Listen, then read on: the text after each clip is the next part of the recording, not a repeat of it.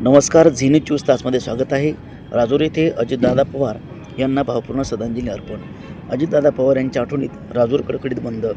आज दिनांक 29 जानेवारी 2026 रोजी सकाळी 10 वाजता राजूर येथे राज्याचे उपमुख्यमंत्री अजितदादा पवार यांना सर्वपक्षीय जनतेकडून भावपूर्ण श्रद्धांजली अर्पण करण्यात आली. यावेळी सर्व व्यापाऱ्यांनी आपापली दुकाने बंद ठेवून अजितदादा पवार यांना श्रद्धांजली अर्पण केली.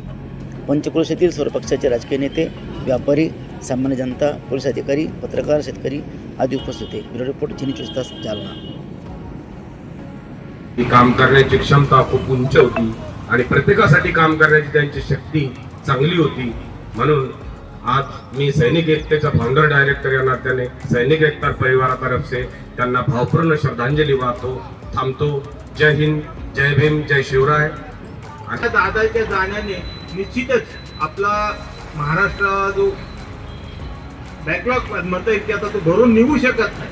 कारण एक नेता होणे म्हणजे पूर्ण 35 ते 40 वर्षाची, ज्यावेळेस 35 ते 40 वर्ष होतात त्याच वेळेस तो नेता प्रगल्भ पण होतो आणि कामं पण त्या चांगल्या प्रकारे करतो. कारण शिकता असताना 35 वर्ष झाली. अशा या दादांना मी माझ्या परिवाराच्या वतीने, राष्ट्रवादी काँग्रेसच्या वतीने, शरद पवार गट राष्ट्रवादी काँग्रेसच्या वतीने भावपूर्ण श्रद्धांजली अर्पण करतो. दादाच्या जाण्यामुळं केवळ महाराष्ट्रावरच नव्हतं, पूर्ण देशावर एक मोठं संकट उभं राहिलं. कारण दादा असे व्यक्तिमत्व होतं, जो गरीब सर्वसामान्य जनतेला, तळागाठल्या जनतेला कोणत्याही कार्यकर्त्यांना एखाद्या वेळेस फोन केला तरी दादा त्या कार्यकर्त्याशी बोलून संबंधित अधिकाऱ्यांना त्या कार्यकर्त्याची कामाची व्यवस्था लावायची. आणि शेवटपर्यंत दादा म्हणून त्यांनी दादासारखंच काम केलं. आणि प्रशासनावर, अधिकाऱ्यावर, सर्व आमदार, खासदार, सर्व लोकांवर त्या माणसाची बसक होती. आणि असा कामाचा कार्यकर्ता आज आपल्यातून निघून गेला. तर ही सर्व मी राजूर प्रार्थना करतो की दादाचे जे हितचिंतक आहे त्यांच्यावर सुद्धा जो दुःखाचा डोंगर कोसळला, त्यांना या दुःखातून सावरण्याची शक्ती देऊ आणि आदरणीय दादाला श्रद्धांजली अर्पण करतो. म्हणून असे दादा की जे सर्वांसमोर तळक बोलणारे, अगदी कार्यकर्ता जवळचा जरी असला आणि चूक जर बोलला तर दादा तिथंच खर्चवायचे. ते आमच्या समोर घडलेले घटना आहेत. आणि म्हणून असे दादा आपल्यातून गेले. मी माझ्या छोटे कुटुंबियांच्या वतीनं, माझ्या छोटे पिंपळगावाच्या वतीनं, त्याचप्रमाणे जिल्हा सचिव या नात्याने सर्व जालना जिल्हा व्यापारी महासंघाच्या वतीनं त्यांना श्रद्धांजली अर्पण करतो आणि माझ्या वाणीला विनंती देतो. त्यांचं मी फक्त कामाचाच माणूस आहे, फक्त कामाचाच आणि एकमेव माणूस आहे. खरंच ते गेल्यानं पूर्ण महाराष्ट्रामध्ये ही कधी पोकळी भरून न निघणारी आहे. त्यांच्या गेल्यानं नुसतं त्यांच्या पार्टीचंच नव्हे तर पूर्ण महाराष्ट्राचं, आपल्या पूर्ण भारताचं हे फार मोठं नुकसान झालेलं आहे. एवढंच या ठिकाणी मी अजितदादा संदर्भामध्ये बोलतो. आणि व्यक्ती जन्माला आली, तिला एक ना एक दिवस जावंच लागतं. पण आदरणीय दादा आपल्यातून असे निघून गेले की एक काळाने त्यांना काल अचानक झडप घातली. त्यांच्या जाण्यानं त्यांच्या कुटुंबावरच नव्हे तर पूर्ण राज्यावर व देशावर एक दुःखाचा डोंगर कोसळलेला आहे. या दुःखातून सावरण्याची ईश्वर शक्ती देऊ. मी माझ्या वतीनं, माझ्या कुटुंबाच्या वतीनं, भारतीय जनता पार्टी राजूर सर्कलच्या वतीनं दादांना भावपूर्ण आदरांजली अर्पण करतो. आणि ते करतो सगळ्या कार्यकर्त्यांना की त्यांच्या नावानं एक आपल्या शेतात झाड लावावं.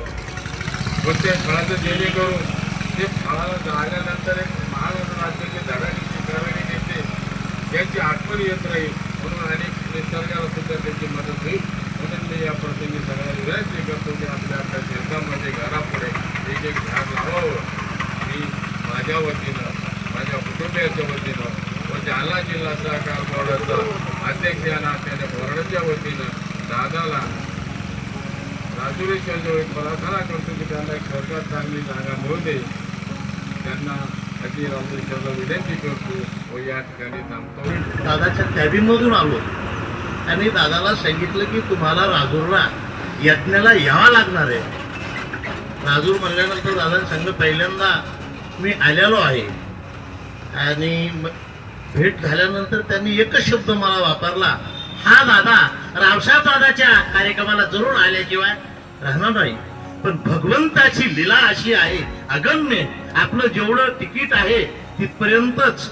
आणि त्यांना मी एक विनंती केली की दादा तुम्ही या, पण हेलिकॉप्टरने या, कारण आमच्या सगळ्या वारकऱ्यावर पुष्पवृष्टी झाली पाहिजे. पण आज या ठिकाणी अशी भगवंताने लीला केली की त्यांच्याचवर आपल्याला पुष्पवृष्टी करण्याची पाळी आलेली आहे. ही अशी दुःखद घटना कोणावर येऊ नये हीच मी भगवंताच्या चरणी प्रार्थना करतो. आणि जेव्हा ते काम आटपून त्या जिल्हाध्यक्षासोबत गोविंदबागेत गेले, गोविंदबाग पाहायला. तिथं त्या जिल्हाध्यक्षाला एक फोन आला मामा एका कार्यकर्त्याचा. त्यांनी स्पीकर ऑन केला होता. त्या कार्यकर्त्याने त्या जिल्हाध्यक्षाला सांगितलं की ते बाबा एक विनंती माझी तुम्हाला, माझी परिस्थिती फार हालाकीची झालेली आहे, दादाला सांगून मला एक 10,000-5,000ची नोकरी द्या. लगेच दादा ते म्हटले दादा इथंच येत, मी दादाला लगेच फोन करतो. आणि जेव्हा त्या जिल्हाध्यक्षाने दादाला फोन केला, दादानी मीटिंग मध्ये असून सुद्धा फोन उचलला. हे तो आपला कार्यकर्ता ऐकत होता. आणि जेव्हा त्यांनी सांगितलं बा आमच्या गावचा आपला कार्यकर्ता आहे, त्याची परिस्थिती हालाकी झाली, त्यांना एक 10,000-5,000ची नोकरी लागते. ते म्हटलं अरे तो तर त्या गावात आपला प्रमुख कार्यकर्ता आहे, त्याला नोकरी भेटणार नाही, त्याला उद्या मुंबईला माझ्याकडे पाठवून द्या, त्याला 2-4 लाखाचं काम देतो, त्या कामासाठी पैसे द्यायला लावतो.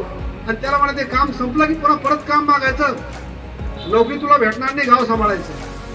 म्हणजे अशा पद्धतीचे दादा होते आणि ते दादा आज आपल्यात नाही आहेत. दिलेला शब्द पाळणारा आणि नावाप्रमाणे खरोखर दादा असणारा माणूस आपल्यातून निघून गेला. ते महाराष्ट्राचे दादाच होते. त्यांच्या दाऱ्यानं महाराष्ट्राची जी पोकळी निर्माण झाली ती कधीही भरून निघणार नाही. शेवटी मी माझ्या वतीनं, माझ्या परिवाराच्या वतीनं दादांना भावपूर्ण श्रद्धांजली अर्पण करतो. ओम शांती.